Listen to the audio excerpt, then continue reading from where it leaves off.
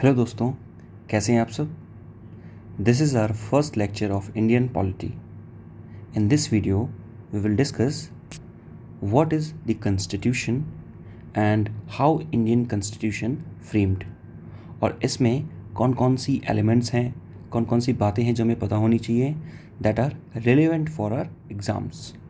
Okay, so and this document is basically ये एक holistic documents है जिसमें मैंने इंडियन पॉलिटी से भी कुछ चीज़ें ली हुई हैं, means from the Laxmikanth and from the bare act also.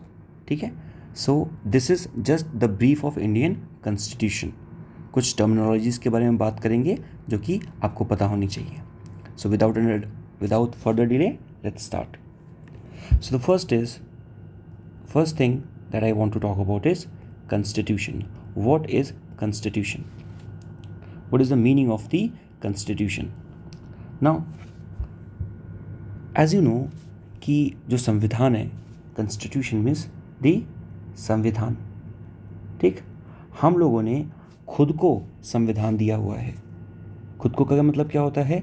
There's a very popular saying of the Abraham Lincoln that is constitution is the not constitution, the democracy. Democracy is government for the people, by the people and of the people. जन के द्वारा, जनता के लिए, जनता का शासन। ठीक है, तो this was said by the Abraham Lincoln. Okay, constitution क्या है? कॉन्स्टिट्यूशन में वो सारे आइडिया रिफ्लेक्ट करते हैं दैट एन सोसाइटी फील। ठीक है, सो अगर हम इसको एक डेफिनेशन में फ्रेम करना चाहें, so we could frame like it is a document of the people and faith of aspiration. ये क्या है? It is a document of people's faith and aspirations. तो लोगों की जो फेथ है, जो एस्पायरेशंस हैं, what is the meaning of faith? As like you have heard about article 25 to 28 talks about the right to religion in the section of fundamental right. ठीक, तो वहाँ पर क्या है? लोगों की फेथ है, लोगों की एस्पिरेशंस क्या है, क्या क्या वो बनना चाहते हैं। डीपीएसपी में बताया गया है लोगों के एस्पिरेशंस के बारे में कि हमें एक सोसाइटी बनानी है जिसमें क्या हो? इकोनॉमिक इक्वालिटी हो।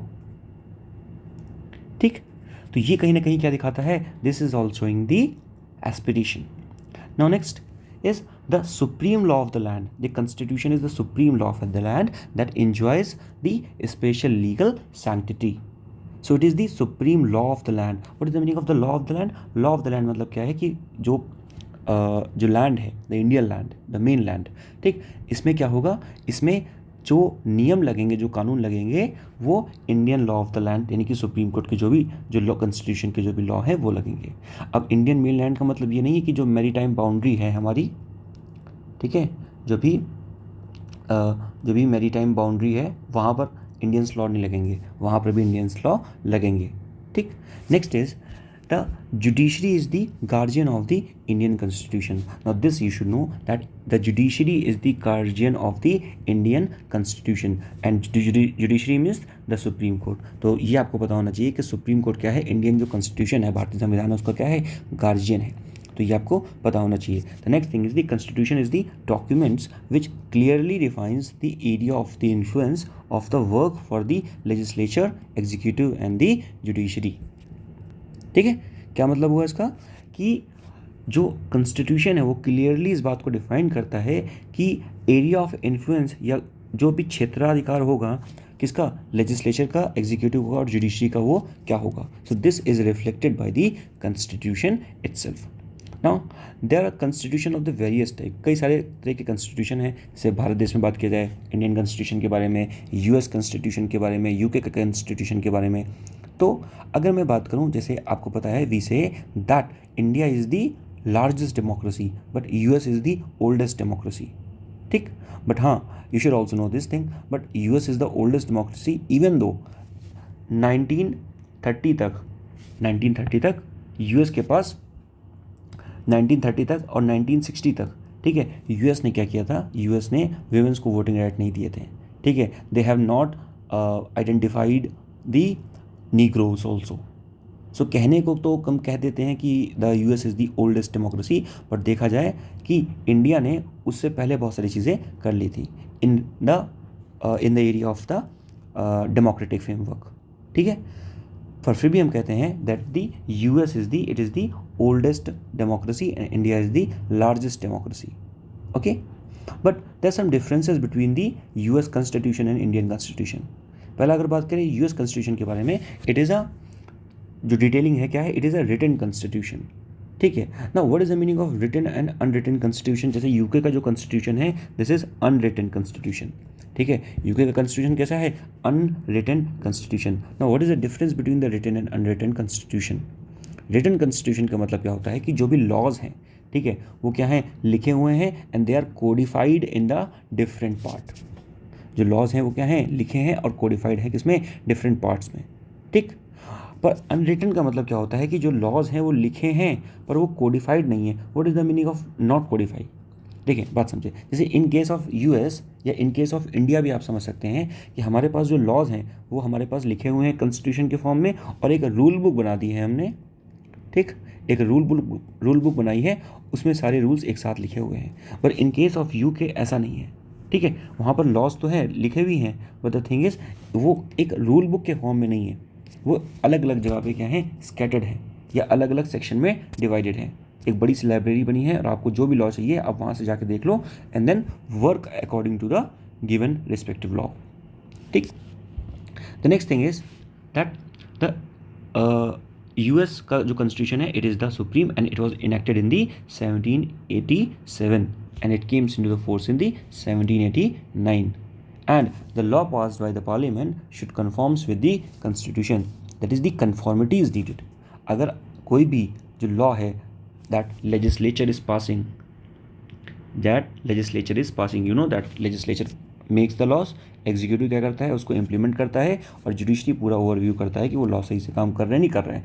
तो ये तीनों जो बॉडीज़ हैं, ये तीनों जो पिलर्स हैं, they work in a synergy, वो एक साथ ऐसे काम करते हैं, ठीक है। तो जो यूएस में जो लॉ पास हो रहे हैं, तो या कहीं भी किसी पार्लियामेंट से जो लॉ पास हो रहा है वो कन्फॉर्मिटी में होना चाहिए विद दी कॉन्स्टिट्यूशन, क्योंकि जो बेसिक एसेंस है या किसी भी देश की जो वर्किंग है, ठीक है, वो बेसिकली कॉन्स्टिट्यूशन से ही निर्धारित होगी, ठीक है। क्योंकि अगर if there is a constitution form of the government और if there is a democracy. But in case of UK, यहाँ पर क्या है? अनरिटन कॉन्स्टिट्यूशन है and constitution was evolve over the period of time. What this means? Evolution का मतलब क्या है? जो कॉन्स्टिट्यूशन यूके का है वो इवॉल्व हुआ है over the period of time. इसका मतलब है कि जैसे अगर बात की जाए इंडिया के कॉन्स्टिट्यूशन की, तो हमारा संविधान जो था वो 1950 में बन के तैयार हो गया, और उसके बाद हमने 26 जनवरी 1950 को हमने उसको इनेक्ट कर दिया, ठीक।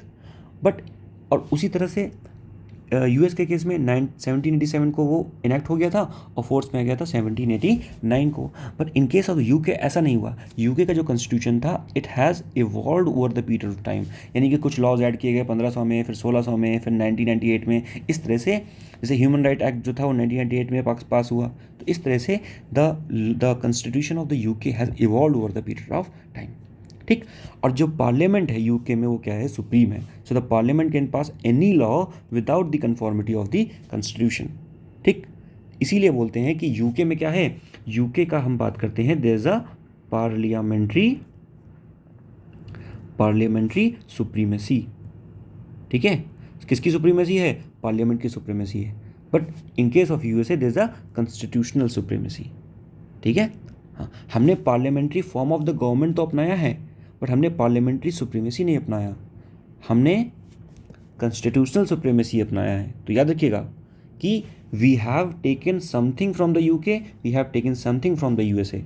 What we have taken from the USA से हमने लिया है constitutional form of the government, और यूके से क्या लिया है? Parliamentary form of the government. But UK से हमने parliamentary form of the supremacy नहीं लिया है, ठीक है। हमने कॉन्स्टिट्यूशन फॉर्म ऑफ सुप्रीमेसी लिया है, यानी कि हमने दोनों का ब्लेंड लिया है, ठीक है। We had married both of them, ठीक है। I hope you getting my point now. तो ये बात हुई किसके बारे में? This we have talked about the USA constitution and the UK constitution. India का जो कॉन्स्टिट्यूशन है भारत का, वो भी कैसा है? वो भी रिटन कॉन्स्टिट्यूशन है, ठीक है। और वो भी क्या है? कोडिफाइड भी है, ठीक। जैसे मैंने बताया कि 26 जनवरी 1950 में हमारा जो संविधान था वो इनैक्ट हो गया था, ठीक है। मूविंग फॉरवर्ड,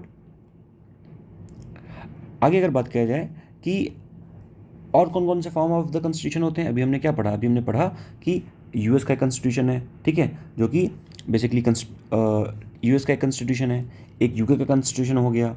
उसी तरह से एक और कॉन्स्टिट्यूशन का फॉर्म होता है क्या, यूनिटरी कॉन्स्टिट्यूशन, जैसे साउथ अफ्रीका का है, यूके का मैंने बात किया अभी। इसमें क्या होता है, यूनिटरी कॉन्स्टिट्यूशन का मतलब क्या होता है कि जो सारी चीज़ें होती हैं वो कहाँ से ऑपरेट होती हैं, वो सेंट्रल गवर्नमेंट से ऑपरेट होती हैं। यानी कि कहने का मतलब है कि जो यूनियन है, यानी कि जो सेंटर है, कहीं ना कहीं वो बहुत ज़्यादा पावरफुल है, उसे हम लोग बोलते हैं unitary form of the government, just like in the south Africa and the UK. ठीक है, कहते हैं कि यूके में यानी कि ब्रिटिश में, ठीक है, वहाँ जो ब्रिटिश पार्लियामेंट है वो अगर चाहे तो he can make a man a women and he can make a women a man. मतलब इतने ज़्यादा वहाँ के जो अमेंडमेंट लॉज हैं वो रेजिलियंट हैं, ठीक है, इलास्टिक हैं, यू कैन से इलास्टिक हैं, ठीक है, कि वो चाहे तो एक मैन को विमेन और विमेन को मैन बना दे, ठीक है। So this is it. तो इस वजह से क्या है, वहाँ पर पार्लियामेंट्री सुप्रीमेसी है ना, यानी कि पार्लियामेंट जो चाहे वो कर सकती है, ठीक है ना। What is the meaning of, फिर देखते हैं what is the meaning of unitary form of the government. Unitary form का मतलब क्या है कि जो सेंट्रल पार्लियामेंट है यहाँ पर जो बैठी है, ठीक है, इसी का मेन फंक्शन है, बाकी सारे जो छोटे छोटे हैं, ठीक है, ये they will work on the whims and the fancy of the central government or the parliament. Even the local government वो भी क्या काम करेगी, it will depend on the central government or work on the whims and fancy of the central government. यहाँ पे देखो लिखा हुआ है local government exists at the discretion of the central parliament, that is based on the whims and fancy. What is the meaning of whims and fancy? यानी कि जैसा वो चाहे वैसे ऑपरेट कर सकते हैं to the by the central government, यानी सेंट्रल गवर्नमेंट जैसा भी चाहे, सेंट्रल पार्लियामेंट जैसा भी चाहे वो उसको ऑपरेट कर सकती है, ठीक है।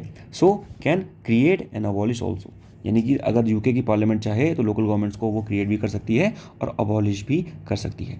Now the power of the local government, ठीक है, लोकल गवर्नमेंट की power is delegated, that is the central government assign the power to the local government. जो लोकल गवर्नमेंट की पावर है उसको डेलीगेट की जाती है, असाइन की जाती है।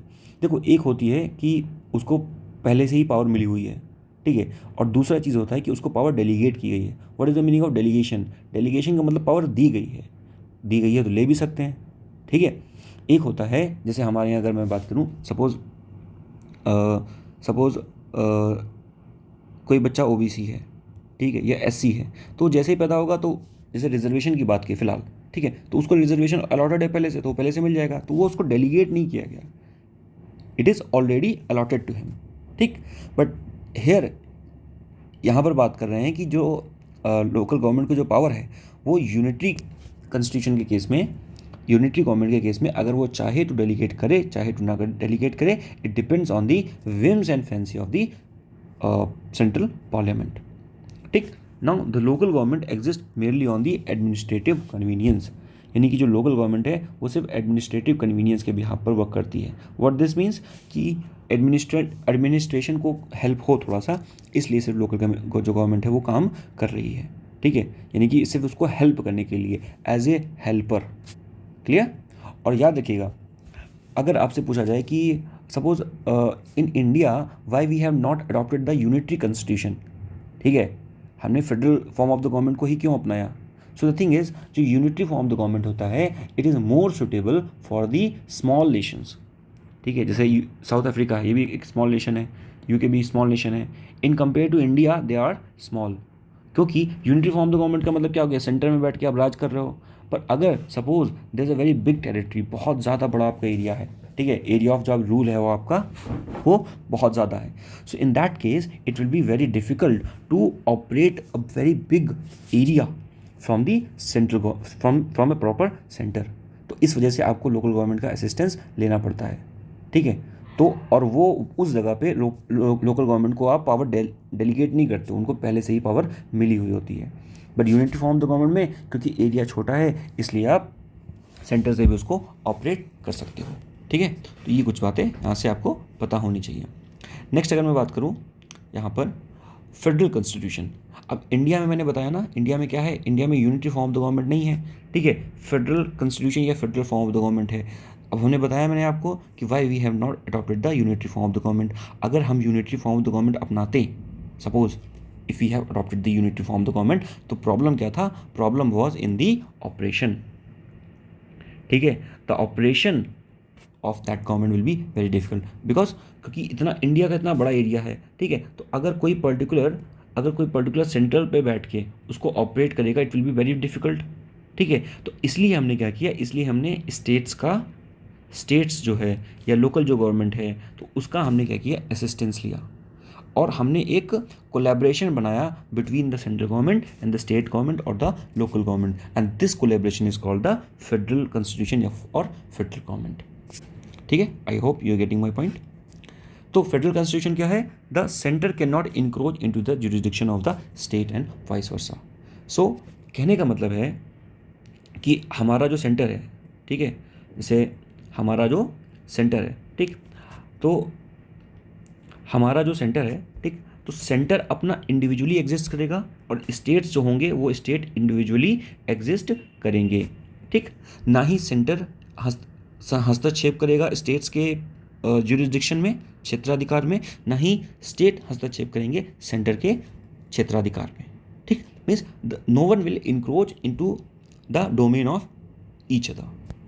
गेटिंग माय पॉइंट, ठीक है। और उसी तरह से जो लोकल गवर्नमेंट होंगी वो भी अपनी विम्स और फैंसी मतलब अपने हिसाब से वो रहेंगी, ठीक है, उसमें कोई भी हस्तक्षेप नहीं होगा। नाउ अब क्योंकि यहाँ पर क्या है, सेंटर भी है और स्टेट भी है, so this is the dual government. So in the case of the federal constitution there is a concept arise known as the dual government. Dual government का सिद्धांत यहाँ पर आ जाता है, ठीक, डुअल गवर्नमेंट का टॉपिक यहाँ पर आ जाता है। The next is the distribution of the power, क्योंकि अब यहाँ पर सेंट्रल गवर्नमेंट भी है और स्टेट गवर्नमेंट भी है, तो दोनों की पावर अलग अलग होंगी। That's why we have the distribution of the power, and this distribution of power is mentioned in the schedule 7 of the constitution, ठीक है। आपको पता है शेड्यूल हमारे कितने 12 शेड्यूल टोटल, ठीक है। तो उसमें से जो शेड्यूल 7 है उसमें लिस्ट दी गई हैं, ठीक है, जिसमें बात किया गया है सबसे पहले सेंटर की लिस्ट, फिर उसके बाद कॉन्करेंट लिस्ट और उसके बाद स्टेट की लिस्ट। सेंटर की लिस्ट में मतलब सेंटर रूल्स बना सकती है, कॉन्करेंट में दोनों बना सकते हैं, स्टेट में सिर्फ स्टेट बनाएगा। सो ये क्या है, this is the distribution of the power, this is the allocation of the power, okay. Now and centre can not snatch the power of the state even though it want, तो centre जो state की power को snatch नहीं कर सकता। And the federal constitution that India has, it is the written constitution also. ये क्या है, रिटन कॉन्स्टिट्यूशन है। हमारा जो संविधान है वो लिखित संविधान है, और वहाँ पे जो रूल्स हैं वो कोडिफाइड हैं और एक बुक के फॉर्म में कोडिफाइड है, ठीक है। वो क्या है, एक बुक के फॉर्म में कोडिफाइड है। Next is the rigid constitution. हमारा जो कॉन्स्टिट्यूशन है वो थोड़ा रिजिड भी है। ऐसा ना, what is the meaning of rigid? Rigid का मतलब ये है कि अगर suppose if you want to amend the constitution, so आप बहुत ज़्यादा इजीली अमेंड नहीं कर सकते। जो 368 के अंतर्गत जो मेजॉरिटी दी गई है, आप उसको जब देखेंगे, जब मैं पढ़ाऊंगा उसको, तो वहाँ पे आप खुद देखेंगे कि वो जो है बहुत रिजिड मेजॉरिटी है, ठीक है। आपको दोनों हाउस ऑफ द पार्लियामेंट से कॉन्फ्रेंस लेनी पड़ती है, ठीक है, और भी कई सारा प्रोसेस होता है। और अगर वो जो नियम आप बनाना चाहते हैं, सपोज़ वो फेडरल नेचर का है, यानी कि वो स्टेट्स को भी हैम्पर कर रहा है, तो आपको हाफ ऑफ द स्टेट से भी कॉन्फ्रेंस लेनी पड़ेगी, ठीक है। तो ये सारी चीज़ें होती हैं। सो दैट्स वाई रिजिड तो है, उसके साथ साथ थोड़ा इलास्टिक भी है। The next is no law pass by the parliament should violate the constitution. जैसे मैंने बताया ना अभी कि if the legislature pass a law, ठीक, अगर लेजिस्लेचर कोई लॉ पास करता है, so that law should not violate the constitution. Why? क्योंकि जो गवर्नमेंट है वो किससे चल रही है? Government is running via the direction given in the constitution. तो कॉन्स्टिट्यूशन में जो डायरेक्शन दी गई है उसी डायरेक्शन के अनुसार जो है जो गवर्नमेंट चल रही है, या हमारी जो नियम है, कानून है, जो पार्लियामेंट बनते हैं वो बनते हैं, ठीक। So if the laws that are framed in the parliament, by the legislature, if these laws are violating the constitution, so they could be declared null and void by the highest supreme court, ठीक है। next is both the center and the state come together to amend or change the constitution. Judiciary should be independent, यानी कि अगर constitution को change करना है, भारत के संविधान को भी चेंज करना है, सो कौन चेंज करेगा? The centre and the state, ठीक है। अगर आपने क्या करना है, अगर अमेंडमेंट करना है अंडर द 368, आपको संविधान में कोई संशोधन करना है, so this will be done by the centre and the state. Most of the time जो होता है अमेंडमेंट वो सेंटर के द्वारा ही होता है। State has very less role in it, बहुत कम रोल होता है, ठीक है। But suppose if the law that the parliament want to frame, वो अगर क्या है, if it is of federal nature, federal nature, what is the meaning of federal nature, कि वो क्या कर रहा है, वो स्टेट की जो सॉवरेंटी है उसको हैम्पर कर रहा है या उसमें कुछ चेंजेस कर रहा है। So in that condition we need half ratification by half of the state. हमें क्या करना पड़ेगा, हाफ ऑफ द स्टेट से क्या लेना पड़ेगा, रेटिफिकेशन लेना पड़ेगा। Okay, the next is rigidity not, sorry, the judiciary should be independent. जो जुडिशरी है वो क्या रहेगा, वो इंडिपेंडेंट रहेगा। जैसे आपको पता है आर्टिकल 50, आर्टिकल 50 में क्या बोला है कि separation of the executive from judiciary, ठीक। ये नहीं बोला गया है कि separation of the legislative from the executive, नहीं, बोला गया है the separation of the executive from the judiciary. So means the judiciary should be independent. Judiciary जो है वो लॉ मेकिंग में इन्वॉल्व नहीं होगी, ठीक है। The next is the rigidity not means it is difficult to amend the constitution. Rigidity का मतलब ये नहीं है कि संविधान को संशोधित करना जो है वो बहुत डिफ़िकल्ट है। मैंने बताया ना, रिजिडिटी मीन्स कि in some extent it is rigid, but if you really want to change, और वो जो चेंज है it is for the genuine reason, तो उस कंडीशन में क्या कर सकते हो, आप उसको चेंज कर सकते हो, no problem at all. Now अब बात करते हैं दी इंडियन कॉन्स्टिट्यूशन के डिटेलिंग के बारे में। जैसे मैंने बताया कि अभी हमने ऊपर क्या पढ़ा, अभी हमने ऊपर पढ़ा कि जो हमने बात किया फेडरल कॉन्स्टिट्यूशन क्या होता है, ठीक है। और इंडिया का जो कॉन्स्टिट्यूशन है वो क्या है, फेडरल नेचर का है, ठीक है। बट फेडरल नेचर में भी हमारा जो कॉन्स्टिट्यूशन है वो क्या है, क्वासी फेडरल नेचर का है। नाउ अभी हमने ऊपर पढ़ा है कि इंडियन कॉन्स्टिट्यूशन फेडरल नेचर का है। Now what is the meaning of quasi federal. पहले फेडरल का मतलब समझते, जैसे मैंने बताया अभी, फेडरल का मतलब क्या होता है कि there will be the participation of the centre and state both, centre और स्टेट दोनों का पार्टिसिपेशन होगा। Then what is the meaning of the quasi federal. Quasi federal का मतलब क्या होता है कि हमारा जो कॉन्स्टिट्यूशन है वो फेडरल तो है, मतलब there will be participation of the centre and state both, but apart from that sometimes it become unitary also, sometimes it become unitary also. It's like quasi federal मतलब क्या होता है, the unitary constitution with some federal character and the vice versa, ठीक है। just like जैसे आपको पता है if there is a emergency let's say under article 352 national emergency है ना, 352 national emergency, 356 state emergency और the governor rules 360 the financial emergency, ठीक है। ये हमारे यहाँ अभी तक कभी नहीं लगी, ये बहुत बार लग चुकी है, ये भी लग चुकी है, ठीक है। So unitary constitution, quasi federal का मतलब क्या होता है कि it is a unitary constitution with some federal character. Unitary कब बनता है, अगर कहीं इमरजेंसी लग गई तो हमारा जो कॉन्स्टिट्यूशन है वो यूनिटरी बन जाएगा, ठीक। और विद दैट हमारा जो कॉन्स्टिट्यूशन का जो कैरेक्टर है वो क्या है, फेडरल तो ही है, ठीक है। तो अब देखें, क्योंकि हमारा कॉन्स्टिट्यूशन कभी यूनिटरी कभी फेडरल, क्या मतलब है इसका, तो इसका मतलब ये हो सकता है कि हमारा जो कॉन्स्टिट्यूशन है वो क्या है, एम्फीबियन टाइप का है। कैसा है, the constitution of India is of amphibian type. Amphibian का मतलब कि ऐसा एनिमल जो पानी में भी रहता है और लैंड में भी रहता है, मे बी टॉर्टोइज, ठीक है, टर्टल और क्रोकोडाइल, एलिगेटर, तो ये सारे क्या हैं, ये लैंड में भी रहते हैं और वाटर में भी रहते हैं। तो उसी तरह से जहाँ पर भी दो नेचर की बात हो, दो डिस्टिंक्टिव कैरेक्टर की बात हो, we use the word amphibian type.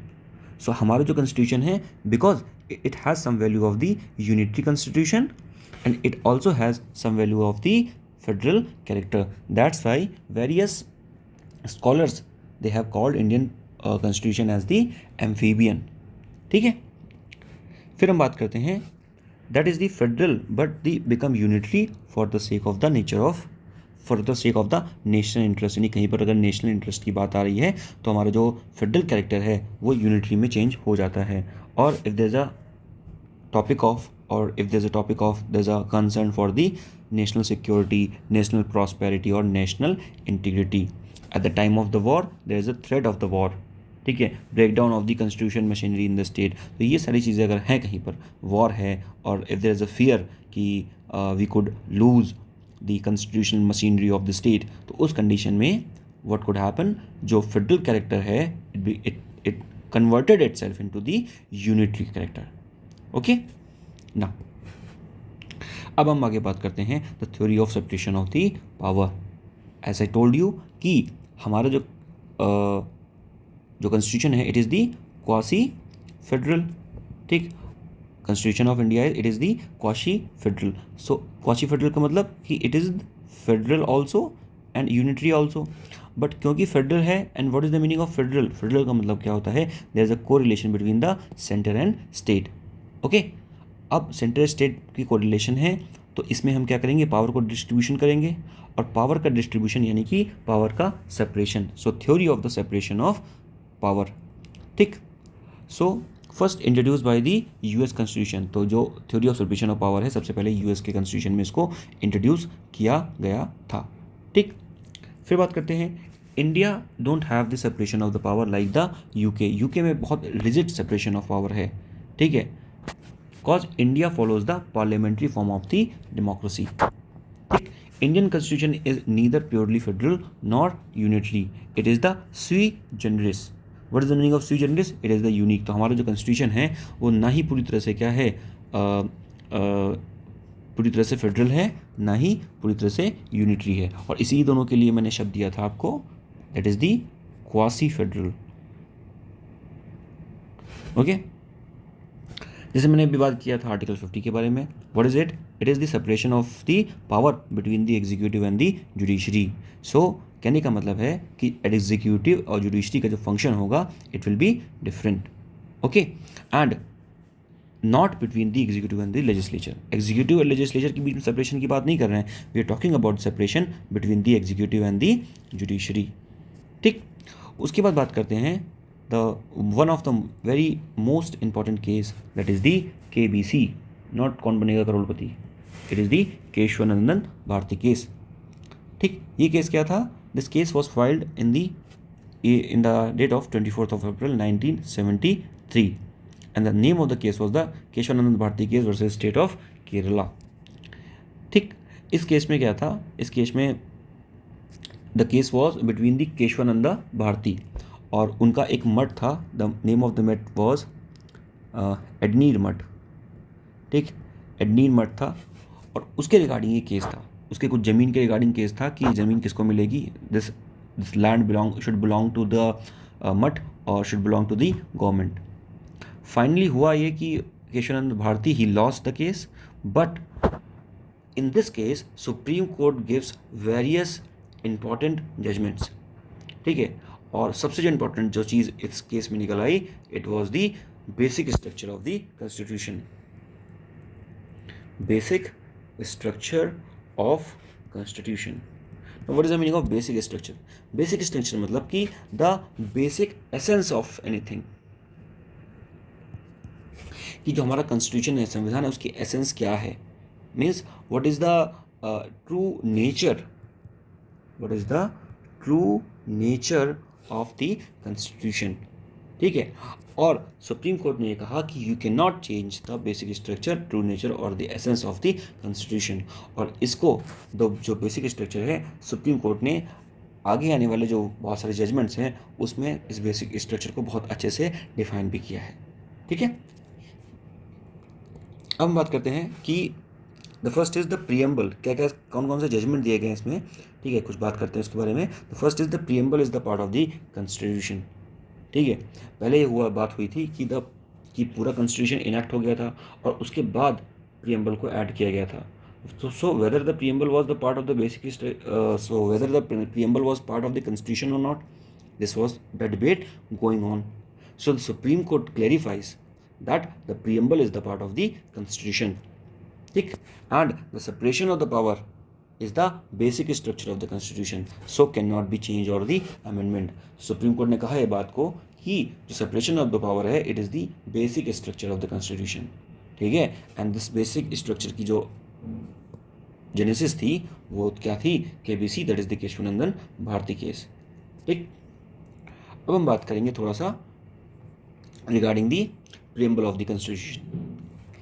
ठीक, प्रियम्बल क्या है, जैसे कोई बुक होती है, हर एक बुक के आगे एक पेज लगा होता है, ठीक है, और उस पेज में क्या होता है, उस पेज में कुछ डिटेलिंग दी गई होती है कि बुक किस बारे में है, क्या लिखा हुआ है उसमें, उसको बोलते हैं प्रीफेस। प्री मतलब पहले, फेस मतलब चेहरा, यानी कि आपने बुक नहीं खोली उससे पहले जो दिखा दैट इज़ दी प्रीफेस, यानी कि बुक का फेस है, इसमें लिखा हुआ है ये कि बुक के अंदर में क्या लिखा हुआ है, the real content, what the book is about, what the book is all about. So preamble क्या है, preamble it is the brief summary of the Indian constitution, preamble is the brief summary of the Indian constitution. Okay, जो हमारा संविधान है उसकी पूरी जो summary है वो कहाँ पर है, ब्रीफ समरी कहाँ पर है, प्रियम्बल में है। Apart from that it is the mirror of the Indian constitution. If you want to see yourself, खुद को देखने के लिए we use the mirror. So in the same manner, if you want to see the constitution, if you want to see the basic nature, the basic essence, the basic extract, the basic compendium of the constitution, just look at the mirror of the constitution, that is preamble. Preamble is the preface of the constitution, यानी जहाँ संविधान start होता है उसके face से पहले जो चीज़ है that is the preface. So preamble is the preface of the Indian constitution. The next is the preamble gives insight into what constitution is all about. Constitution किस बारे में है, क्या लिखा हुआ है, ठीक है, और क्या कहना चाहता है, ये सारी चीज़ें आपको कहाँ मिल जाएंगी, you will find these things in the preamble itself. The next is preamble gives insight into the minds of the maker of the constitution, कि when the constitution was framed by the makers, तो उनके mind में क्या चल रहा था उस time पे, what they were thinking about the India, what they were thinking about the society, और रूल्स जो वो फ्रेम कर रहे थे, सो उस समय what was the nature of their thought, तो ये सारी चीज़ें कहाँ पर रिफ्लेक्ट कर रही हैं, these things are reflected in the preamble of the Indian Constitution. The next is it unlocks the mind of those who drafted or wrote the constitution, यानी कि जिन्होंने कॉन्स्टिट्यूशन संविधान को लिखा हुआ है उनके माइंड को अनलॉक करता है, यानी कि the same thing what they were thinking at that time, what made them to frame such a laws, ठीक है, और what made them to narrate in so much detailed manner. तो ये सारी जो चीज़ें हैं we can unlock this thing, we can get a reflection of this thing via the preamble, ठीक है। now moving forward, फिर एक केस किसी एक और केस का नाम आता है, very famous case, it is the Golaknath case versus state of Punjab. इस केस में कहा गया कि preamble contains in the nutshell and it is the ideals of its aspirations, ठीक। फिर इसके बाद एक और केस आता है, it is the Berubari union case and exchange of enclave in the 1960, जब बांग्लादेश से जो एक्सचेंज ऑफ क्लेव्स हो रहे थे, कुछ टेरिटरीज को एक्सचेंज कर रहे थे, तो this case was regarding that. और इसमें बात किया गया कि the preamble is the key to open the minds of the maker, as we have discussed earlier. कि प्रियम्बल क्या है, ये प्रियम्बल की है जो ओपन करती है the minds of the maker, जो मेकर जो थे कॉन्स्टिट्यूशन को बनाने वाले असेंबली में, ठीक, कॉन्स्टिट्यूशन असेंबली में, तो उनके माइंड में क्या था that time, this is reflected by the Berubari union case, by the preamble, sorry. The next is, अब बात करते हैं थोड़ा सा कि प्रियम्बल आया कहाँ से हमारे पास, ठीक है। देखिए, प्रियम्बल का जो पहला नाम था it was the objective resolution, ठीक है, and this objective resolution was moved by the Jawaharlal Nehru, ठीक है, इन द 13 दिसंबर 1946। तो पहले क्या था कि इसका नाम था ऑब्जेक्टिव रेजोल्यूशन, ठीक है। What is the objective resolution, इसमें दो शब्दों से मिलकर बना हुआ है, ऑब्जेक्टिव और रेजोल्यूशन। ऑब्जेक्टिव का मतलब क्या होता है, उद्देश्य। जवाहरलाल नेहरू ने एक रेजोल्यूशन निकाला, ठीक है, रेजोल्यूशन निकाला, और रेजोल्यूशन में क्या ये लिखा हुआ था कि जो भी हम कॉन्स्टिट्यूशन बनाएंगे उसका उद्देश्य क्या होगा, what will be the objective, what will be the objective of that constitution that we are going to frame. So this objective is mentioned in this resolution. तो यानी कि जो उद्देश्य है पूरे संविधान का, वो उस रेजोल्यूशन में लिखा था जो नेहरू जी ने बनाया था या दिया गया था 30 दिसंबर 1946 को। ठीक, क्योंकि इसमें पूरा उद्देश्य लिखा गया था। उद्देश्य का मतलब एक नए उद्देश्य का मतलब क्या है?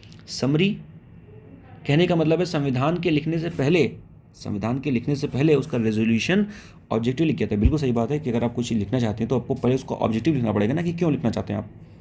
ठीक, सो इसी वजह से ये पहले लिखा गया था, और बाद में जब पूरा संविधान तैयार हो गया तो हमने क्या किया, प्रियम्बल को या ऑब्जेक्टिव रेजोल्यूशन को उसमें ऐड कर दिया गया, और उसका नाम क्या रख दिया गया? प्रियम्बल।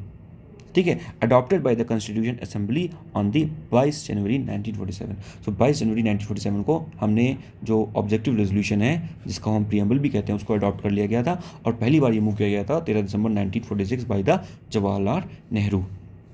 26 नवंबर 1949 को कॉन्स्टिट्यूशन को अडॉप्ट किया गया था, और 26 जनवरी 1950 को constitution was came in the force. Even though 26 नवंबर 1949 को कई सारे प्रोविजंस जो हैं कॉन्स्टिट्यूशन के वो फोर्स में आ गए थे, बट हमने जो अपना जो संविधान को अपनाया वो 26 जनवरी 1950 में अपनाया। ठीक है, क्योंकि ये जो डेट थी ये पहले से इसको डिसाइड किया गया था, बड़ी सिग्निफिकेंट मानी गई थी, इस वजह से इसको हमने डिसाइड किया। अब बात करते हैं कॉन्स्टिट्यूशन के बारे में थोड़ा सा, कि क्या क्या चीज़ें लिखी हैं, इसको थोड़ा सा पढ़ते हैं। यहाँ लिखा हुआ है, we the people of India having solemnly resolved the Constitution of India into the sovereign, socialist, secular, democratic and republic, and to secure all its citizens the justice, liberty, equality, fraternity. Okay, in our Constitution Assembly, this 26th day of the November 1949 do hereby adopt, enact and give to ourselves this Constitution of India. क्या है, इसको थोड़ा सा और समझते हैं। यहाँ पर बात किया गया है कि हम इंडिया को कहते हैं कि इंडिया क्या है? India is the sovereign, India is the socialist, and India is the secular and democratic and Republic. इसको मैं बोलता हूँ इसे STDR, that is the sovereign, socialist, secular और रिपब्लिक। ठीक, ये चीज़ें हैं। अभी इन सारे शब्दों का मतलब हम समझेंगे। ठीक है, वैसे ब्रीफ में बताऊं तो सॉवरेन का मतलब होता है कि हम मुक्त हैं, हमारे ऊपर कोई भी राज नहीं करता। सोशलिस्ट का मतलब we are the socialist people, हम एक सोशल स्ट्रक्चर को फॉलो करते हैं। द सेक्युलर का मतलब कि there is a no state religion, कोई भी स्टेट रिलीजन नहीं है। ठीक है, we respect each and every religion. Democratic, हम डेमोक्रेटिक रूल्स को फॉलो करते हैं। And the meaning of republic is the head of the state is nominated by us, हम क्वीन के अधीन नहीं हैं, we are not under the crown, we are independent and the head of the state that is the president is appointed by us या elected by us. ठीक, फिर बात करते हैं जस्टिस। जस्टिस में 3 तरह की जस्टिस की बात की गई है, that is the social justice, economical justice and political justice. Liberty हमें देनी है। ठीक है, लिबर्टी जस्टिस की बात करें थोड़ा सा और, चलो मैं आगे बात करूँगा। अच्छा, लिबर्टी का मतलब क्या होता है? Liberty of thought, expressions and the belief. 3 तरह की लिबर्टी, और फेथ एंड वर्शिप। इक्वालिटी किस बारे में? Equality of the status and opportunity, यानी कि सबको जो समान अपॉर्चुनिटी मिले। ठीक है ना, it's like opportunity of employment, article 16। And promote among themself all, fraternity, भाईचारे की भावना को हमें बढ़ाना है। Assuring the dignity of the individual and the unity and integrity of the nation, हमें कॉन्स्टिट्यूशन की डिग्निटी को बढ़ाए रखना है और यूनिटी और इंटीग्रिटी के लिए काम करना है। And this unity and integrity, this phrase was added by the 47 amendment of 1976, यानी कि इसको ऐड किया गया था 47 अमेंडमेंट 1976 के द्वारा। तो ये कॉन्स्टिट्यूशन का क्या है? ब्रीफ है। ठीक है, उसके बाद अगर बात किया जाए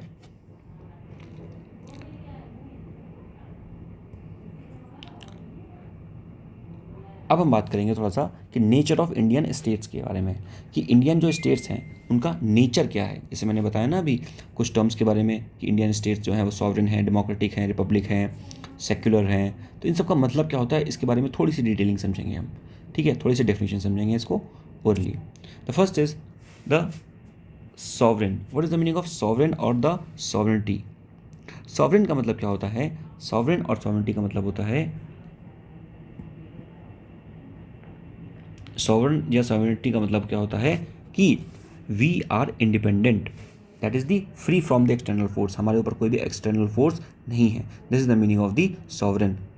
मीन्स इट कैन मेक्स और unmake any decision with respect to it self, यानी कि as a Indians we can make और the government can make any decisions with respect to itself without the interference from the any other country or the internally or externally, यानी कि हमें internally externally कोई भी लोग pressurise नहीं कर सकते टू मेक और they can not force us to make any decision, ठीक है. So this is the meaning of the sovereignty. Sovereignty means we are independent.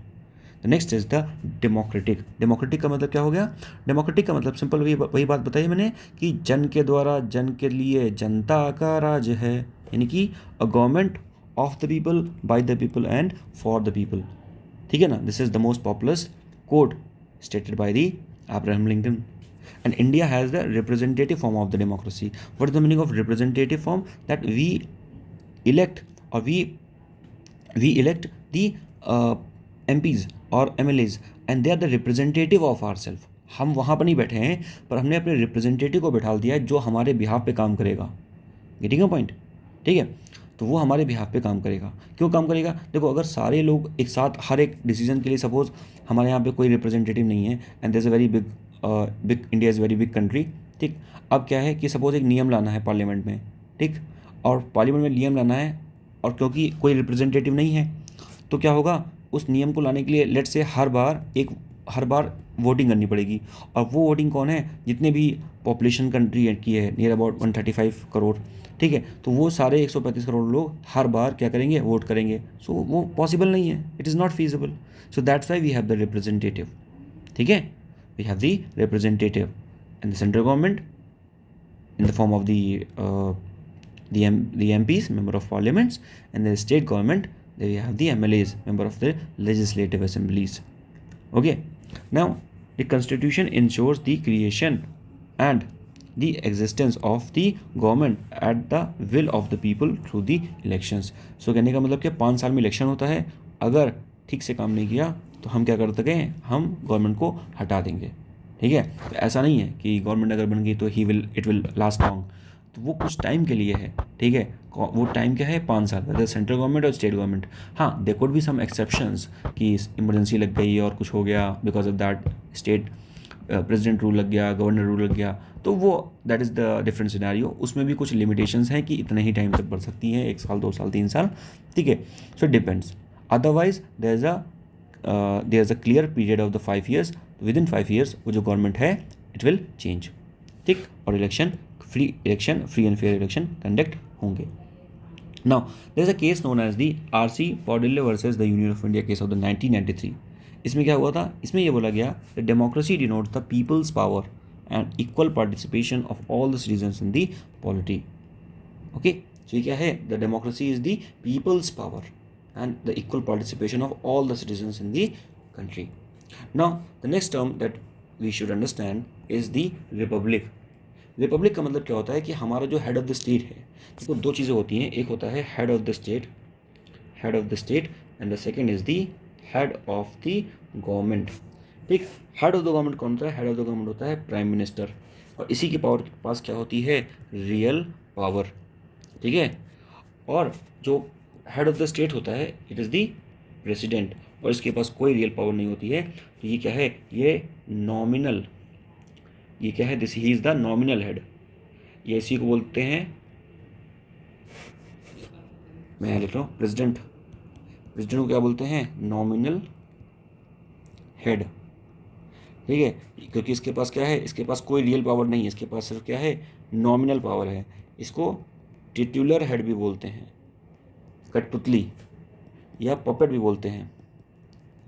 Puppet और टिट्युलर हेड का मतलब क्या? कठपुतली, ठीक है. तो इसके पास कोई भी रियल पावर नहीं है, ठीक है.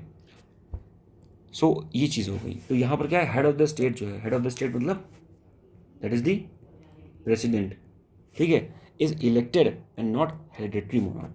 भाई यूके में क्या है? यूके में ब्रिटिश में बेसिकली यूके में जो क्वीन है, किंग और क्वीन जो हैं वो क्या हैं? They are the hereditary monarch. मतलब गवर्नमेंट भले चेंज हो जाए पर जो उनका जो हेड ऑफ द स्टेट है it will remain same because it is hereditary. But in case of India it is not the case. Vesting of the powers of the political sovereignty into the people not in the single individuals like a king. तो यहाँ पर जो है political sovereignty है, ठीक है, the political sovereignty is vested in the people and not in the single individual like a king. And there's an absence of any privileged class, and hence all the public offices being opened to the every citizens without any discriminations. तो किसी भी privileged class, किसी भी एक विशेष class और कोई भी जो अगर elite class है, ठीक है, so there will be no extra privileges available to the elite class because we have the rule of law. Law will be equal for everyone. Equality before law, article 14. Equality before law, article 14. ठीक, इसमें क्या बताया गया है? The law is equal for all. ठीक है, whether he is poor, whether he is disabled, whether he is rich, whether he is poor, disabled, non-disabled, and old, young, child, girl, boy, doesn't matter. The rules are equal for each and every one. ठीक है, सो Republic का simple meaning है जो head of the state है वो कोई monarch नहीं है, कोई हेरिडेटरी पोस्ट नहीं है, it is elected by the us. ठीक है, हमने उसको नियुक्त किया है, he is not it is not a permanent post. The next is the socialist. The concept of the, देखो सोशलिस्ट का मतलब क्या होता है? एक सोशलिस्ट का जब भी हम बात करते हैं, we got the name of the Karl Marx, ठीक है, and the socialist, the socialistic approach that Karl Marx approach, it is of कि कोई भी प्राइवेट प्रॉपर्टी नहीं होगी भाई साहब। ठीक है, सोशलिस्ट अप्रोच जो कार्ल मार्क्स की थी उसका मतलब था कि कोई भी प्राइवेट प्रॉपर्टी नहीं होगी, क्योंकि प्राइवेट प्रॉपर्टी क्या होता है? Private property then leads to the accumulation of the wealth. ठीक है, तो प्राइवेट प्रॉपर्टी नहीं होनी चाहिए। बट इन इंडिया हमारे पास ना कार्ल मार्क्स वाला कॉन्सेप्ट नहीं है। ठीक है, बिकॉज हमारे पास जो सोशलिस्ट का कॉन्सेप्ट है वो कार्ल मार्क्स का नहीं है। हम we have the Indian socialism. ठीक है, we have the Indian socialism and it is something different. How? यहाँ पर है there should be the private property. हम प्राइवेट प्रॉपर्टी को प्रमोट तो करेंगे, but the private property will be kept under the check for the larger public good. यानी कि अगर कोई प्राइवेट प्रॉपर्टी है तो वो उसकी जो निगरानी है, वो जो विजिलेंस है, it will be done by the PSU और by the government for the larger public good, कि ताकि जो एक्यूमुलेशन ऑफ वेल्थ है, ठीक है, वो ना हो पाए ज़्यादा। ठीक है, ताकि द डिस्ट्रीब्यूशन ऑफ वेल्थ है वो होते रहे। बिकॉज जैसे अगर बात किया जाए, अभी मैंने बात किया था जस्टिस के बारे में। ठीक है, तो जस्टिस में मैंने क्या बताया था? Justice is the political justice, social justice और इकोनॉमिकल जस्टिस। तो पॉलिटिकल जस्टिस के लिए we have the fundamental right, with the help of fundamental right हमें पॉलिटिकल जस्टिस मिल जाएगा। पर for the social and economic justice we have the DPSP। ठीक है, सो DPSP क्या करते हैं? DPSP work in for the promotion of the social and the economic justice और to provide the social and economic justice. तो economic justice कब मिलेगा? जब there will be less private property और there will be less accumulation of the wealth. ठीक है, और जो सारी चीज़ें होंगी वो अंडर द पब्लिक चेक होंगी और बेसिकली जो वेल्थ का डिस्ट्रीब्यूशन होगा it is equal for all. ठीक है, फिर बात करते हैं, ये पता होना चाहिए आपको कि with the 42nd amendment 1976 we have added 3 words. और याद कैसे करना है? ISS से याद करना है। तो ISS ये वर्ड है हमने ऐड किया था by the 42nd amendment act of 1976 and the words are the socialist, secular, integrity. So these 3 words we have added with the 42nd amendment of 1976. We will remember this as the ISS. Now अब बात करते हैं Indian constitution. Indian constitution के में जो mention किया गया है वो 3 चीज़ों के बारे में बात किया गया है। The first is the democratic socialism and the Gandhian socialism and the Fabian socialism. ठीक, नाउ पहले बात करते हैं what is the Fabian socialism. For inequality to be eradicated in the society, we don't need the revolution, but we need the government intervention. ठीक है, Karl Marx क्या कहते हैं? कार्ल मार्क्स कहते हैं कि in the concept of the Karl Marx socialism, ठीक, तो वहाँ पर बात किया गया है कि you can also resort to the social revolution और एनी सॉर्ट ऑफ रेवोल्यूशन। तुम हथियार भी उठा सकते हो to eradicate the inequality which is prevalent in the society. So this this is some sort of method of the Karl Marx. और private property पूरी तरह से नहीं होनी चाहिए। So this is totally ban in the private property. But what is the meaning of Fabian socialism? The meaning of Fabian socialism कि there is a inequality. We know there is an inequality. Why there is an inequality? Because some are working very much hard, some are working not very much hard. ठीक है, सो जो ज़्यादा मेहनत कर रहा है उसको ज़्यादा पैसे मिलेंगे। So on that behalf there is a inequality in the system, inequality in the society, और इसी वजह से सोशल स्ट्रक्चर बन गया। But to remove this inequality we don't need a revolution, we need the intervention of the government. So government intervene करे, government जो जिसके पास ज़्यादा पैसा है उसको पास ज़्यादा टैक्स लगाए, प्रोग्रेसिव टैक्स लगाए, what we called progressive tax. ठीक है, तो इस तरह की चीज़ें करेगी तो क्या होगा, जो इनइक्वालिटी है वो धीरे धीरे क्या होगी, रिड्यूस होगी। ठीक है, now we have a case known as the Nakar versus the union of India case of the 1983। यहाँ पर बताया गया the socialist indicate that the socialists indicate the incorporation of the philosophy of the socialism which aims to elimination of the inequality in income, status and the standard of life। यानी कि जो socialist हैं वो क्या बात करते हैं, ये बात करते हैं कि हमें इनकॉर्पोरेट करना चाहिए एक फिलॉसफी ऑफ द सोशलिज्म। और फिलॉसफी ऑफ सोशलिज्म क्या बात करता है कि हमें एलिमिनेट करना है inequality in the income, status or standard of living, simple as it is। there was a case known as the Narka versus the Union of India, Nakra versus Union of India of 1983, जिसमें बताया गया the definition of the socialism is to eliminate the inequality which is prevailed in the income, status and the standard of living, simple as it is। ठीक है, फिर बात करते हैं secular. The meaning of secular is कि हमारा जो देश है उसका कोई एक पर्टिकुलर रिलीजन नहीं है। It's like if you go in the Pakistan, so there is a state religion, there is a state religion. ठीक है, क्या है, Islamic state, means Pakistan is a Islamic state, Iran is a Islamic state, Iraq is a Islamic state. ठीक, तो Israel is a Jewish state. ठीक, तो कहने का मतलब है कि दीज आर सम नेशंस जिन्होंने क्या करा है, जिन्होंने खुद को डिक्लेयर कर दिया है कि हमारे यहाँ स्टेट रिलीजन कौन सा है। But in case of India this is not the case.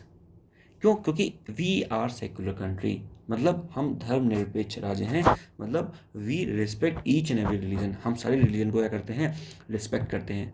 ठीक है, अगर सपोज फॉर एग्जांपल गवर्नमेंट को अगर प्रमोट करना है, if the government want to promote particular, government को प्रमोट करना है किसी रिलीजन को, सिंपली रिलीजन को, किसी एक रिलीजन को नहीं। और लेट से हमारे कंट्री में 5 रिलीजन है फॉर एग्जांपल।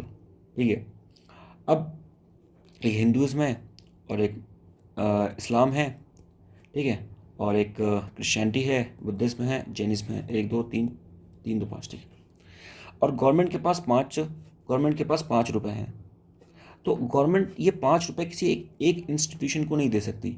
हाँ, पर गवर्नमेंट अगर को प्रमोट करना है रिलीजन को तो ये 5 रुपये में सबको 1 रुपये दे दे, no problem at all. But government can not give this whole 5 rupees to particular in the promotion of a particular religion. ठीक, even though it's like government cess लगाती है। ठीक है, सेस लगता है ना, सेस जैसे किसी पर्टिकुलर चीज़ के लिए सेस लगता है, सरचार्ज भी लगता है। तो गवर्नमेंट किसी एक रिलीजियस पर्पज़ के लिए सेस नहीं ले सकती। For example if the government take the cess in the name of the construction of the Ram temple in Ayodhya, so the government can not do this thing. ठीक है, तो वो ये नहीं कर सकती। तो कहने का मतलब सेक्युलर का मतलब क्या होता है, the secular means the separation of the matters of the religion of the church from the state government। यानी कि जो स्टेट गवर्नमेंट वो अपना अलग काम करेगी, रूल्स को बनाएगी, ठीक है, एग्जीक्यूट करेगी और जो भी करना वो करेगी, बट और जो रिलीजन है वो अपना अलग काम करेगा। ठीक है, और उनमें there will be separation and this separation is known as the secular और सेक्युलरिज्म। ठीक है, secularism. Next is the religion should not interfere in the economic ideology of the state. यानी कि जो इकोनॉमिक आइडियोलॉजी है यानी इकोनॉमिक फंक्शनिंग है state की, उसमें जो रिलीजन है उसका इंटरफेरेंस नहीं होगा। ठीक है। And educational policy of the state, जो स्टेट की एजुकेशन पॉलिसी है उसमें भी रिलीजन का इंटरफेरेंस नहीं होगा। हाँ, पर गवर्नमेंट चाहे तो कुछ रिलीजन के कुछ अच्छे पॉइंट को लेके किसी एक पर्टिकुलर बुक में उसके सिलेबस में डाल सकती है विद द स्टेट कंकरेंस, ठीक है। Not with the state concurrence, क्योंकि जो एजुकेशन है वो क्या है, कॉन्करेंट का सब्जेक्ट है, तो दोनों की कॉन्करेंस है उसमें, दोनों लोग लॉ बना सकते हैं उसमें। The next is religion should be kept aside from the secular function of the state such as the economy, education, family, health and so on and so forth. यानी कि जो कुछ इंपॉर्टेंट फंक्शन है जो कि स्टेट के functioning के लिए इंपॉर्टेंट हैं, ठीक है ना, इनसे जो रिलीजन को दूर रखा जाएगा, ठीक है। So this you should know from here, ठीक है। नेक्स्ट है ऑब्जेक्टिव, ठीक है, कि हमारे जो कॉन्स्टिट्यूशन के ऑब्जेक्टिव्स क्या हैं, इसको हम नेक्स्ट क्लास में कंटिन्यू करेंगे। अगर आपको ये क्लास अच्छी लगी हो तो प्लीज़ बताइएगा। मैं पॉलिटी की एक नई सीरीज़ स्टार्ट करना चाहता हूँ। आई नो करंट अफेयर की जो सीरीज़ है वो मैं उसको कंटिन्यू नहीं रख पाता हूँ because of I have lot of work, but polity की अगर सीरीज़ स्टार्ट होती है तो कैसे भी करके मैं इसको कवर ज़रूर कराऊँगा। और डेली लेक्चर नहीं भी आएगा फिर भी I will try my best from my side to cover this polity series. If you are enjoying this lecture, अगर आपको लेक्चर अच्छा लगा just do let me know in the comment section. I'll be very glad to see your comments. Thank you. Till then, take care. Goodbye. जय हिंद, जय भारत.